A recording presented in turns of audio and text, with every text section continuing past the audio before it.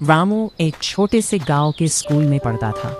उसके पिता खेतों में मजदूरी करते थे और माँ दूसरों के घरों में बर्तन धोने का काम करती थी।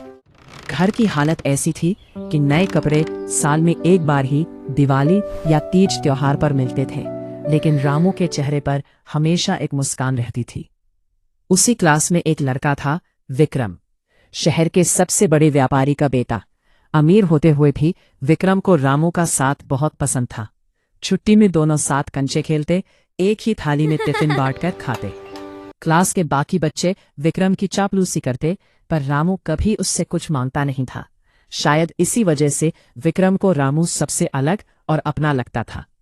एक दिन विक्रम स्कूल में एक रिमोट कंट्रोल वाली कार लेकर आया, चमचमाती लाल कार जो बटन दबाते ही घूम घूम कर चलती थी। पूरी क्लास उसके इर्द गिर्द जमा हो गई, पर विक्रम ने सबसे पहले रामू के हाथ में रिमोट थमाया।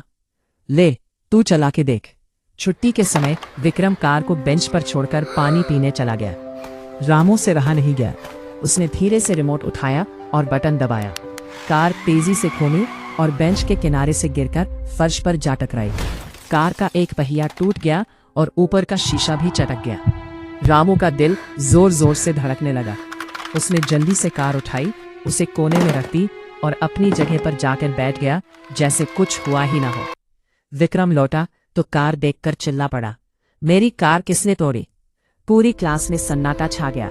किसी ने रामू की तरफ इशारा भी नहीं किया, क्योंकि किसी ने देखा ही नहीं था। टीचर ने पूछताछ की, पर कोई सामने नहीं आया। विक्रम रोते हुए घर चला गया। रामू रात भर सो नहीं पाया।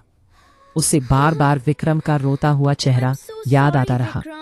वही विक्रम जिसने सबसे पहले उसे रिमोट पकड़ाया था। अगले दिन स्कूल जाते वक्त उसने मन ही मन ठान लिया, मुझे सच बताना होगा।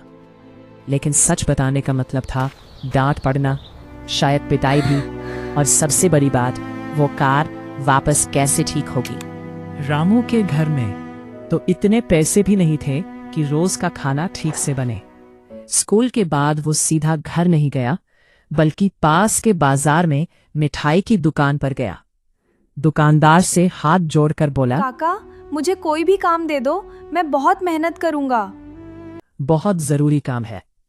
दुकानदार को उसकी मासूमियत और लाचारी पर तरस आया। उसने कहा, ठीक है, रोज शाम को 1 घंटा आना, दुकान की सफाई कर देना, बर्तन धो देना, मैं 10 रुपए दूंगा। उस दिन से रामू का नया रूटीन शुरू हुआ। घर पर बताया कि टीचर ने एक्स्ट्रा क्लास के लिए रोका है। हर शाम 10 रुपए कमाकर वो उन्हें एक पुरानी बिस्किट के डिब्बे में छुपा देता। बर्तन धोते धोते उसके हाथों की उंगलियां अक्सर छिल जाती, पर वो कुछ नहीं कहता। रोज शाम को विक्रम रामू को स्कूल के बाहर उदास बैठे देखता, क्योंकि रामू सीधे बाजार निकल जाता था, कंचे खेलने भी नहीं रुकता था। विक्रम को लगता, रामू अब मुझसे दोस्ती नहीं करना चाहता। पता नहीं अचानक क्या हो गया इसे। 15 दिन बीत गए। रामू के डिब्बे में 150 रुपए जमा हो गए। रविवार के दिन वो पैदल चलते हुए शहर की सबसे बड़ी खिलौनों की दुकान तक पहुंचा। दुकान के शीशे के पीछे वैसी ही एक कार रखी थी, बिल्कुल वैसी जैसी विक्रम की टूटी थी।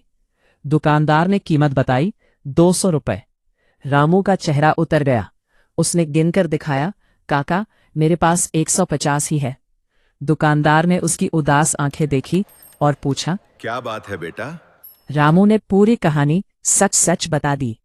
कैसे उसने गलती से कार तोड़ी, कैसे वो 15 दिन से मेहनत कर रहा था, कैसे वो अपने दोस्त को सच बताना चाहता था, लेकिन बिना कार लिए जाना नहीं चाहता था। दुकानदार की आंखें भर आई।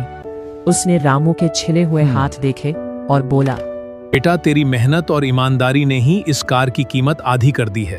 मैं ये कार तुझे 150 में ही दे रहा हूँ। अगले दिन रामू कार लेकर सीधा विक्रम के पास गया। हाथ कांप रहे थे, आवाज लड़खड़ा रही थी। उसने कार आगे बढ़ाते हुए कहा, विक्रम, तेरी कार मैंने ही तोड़ी थी, मुझे माफ कर दे। विक्रम एक पल के लिए हैरान रह गया, चुप खड़ा रहा। फिर उसकी नजर रामू के छिले हुए हाथों पर पड़ी।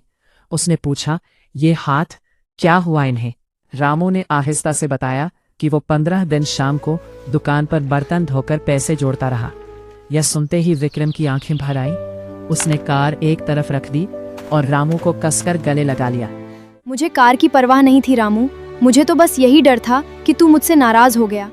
तूने इतने दिन मेहनत की, मुझे बताया भी नहीं। दोनों की आंखों में आंसू थे। उस दिन के बाद रामू और विक्रम की दोस्ती और गहरी हो गई।